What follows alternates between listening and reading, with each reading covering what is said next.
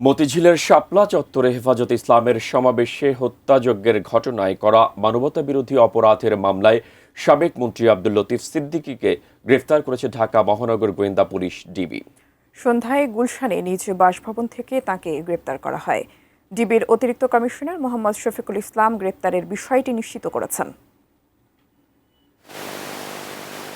2013 সালে রাজধানীর মতিঝিলের শাপলা চত্বরে হেফাজতে ইসলামের সমাবেশকে ঘিরে সংগঠিত মানবতা বিরোধী অপরাধের মামলায় ক্ষমতাচ্যুত প্রধানমন্ত্রী শেখ হাসিনা সহ 41 জন আসামির বিরুদ্ধে সোমবার আনুষ্ঠানিক অভিযোগ আমলে নেয় আন্তর্জাতিক অপরাধ ট্রাইব্যুনাল। পলাতক 31 আসামির বিরুদ্ধে গ্রেপ্তারি পরোয়ানাও জারি করেন আদালত। এর মাত্র দুদিনের মাথায় গ্রেপ্তার হলেন এই মামলার 10 নম্বর আসামি সাবেক বস্ত্র ও পাটমন্ত্রী আব্দুল লতিফ সিদ্দিকী। ঢাকা মহানগর গোয়েন্দা পুলিশের প্রধান জানান, সাবেক মন্ত্রী লতিফ সিদ্দিকীকে আন্তর্জাতিক অপরাধ ট্রাইব্যুনালে হস্তান্তর করা হবে।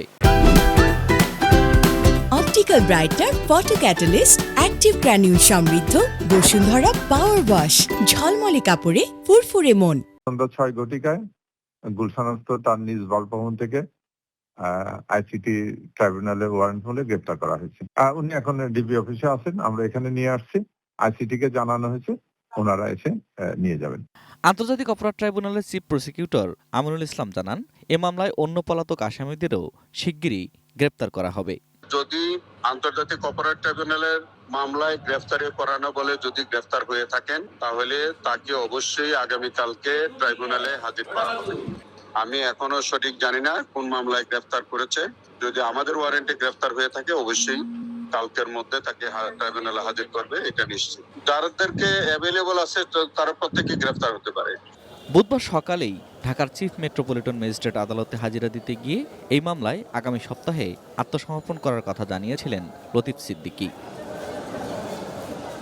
বহুল আলোচিত শাপলা চত্বর হত্যাযজ্ঞের এই মামলায় পলাতক সাবেক প্রধানমন্ত্রী শেখ হাসিনা, সাবেক মন্ত্রী ডক্টর মহিউদ্দিন খান আলমগীর, শামসুল হক টুকু, হাসানুল হক ইনু, শেখ ফজলুল করিম সেলিম, ডক্টর আব্দুর রাজ্জাক, মাহবুবুল আলম হানিফ, সাংবাদিক শাহরিয়ার কবির, মোজাম্মেল বাবু, ফারজানা রূপা সহ মোট 41 জন আসামি রয়েছেন।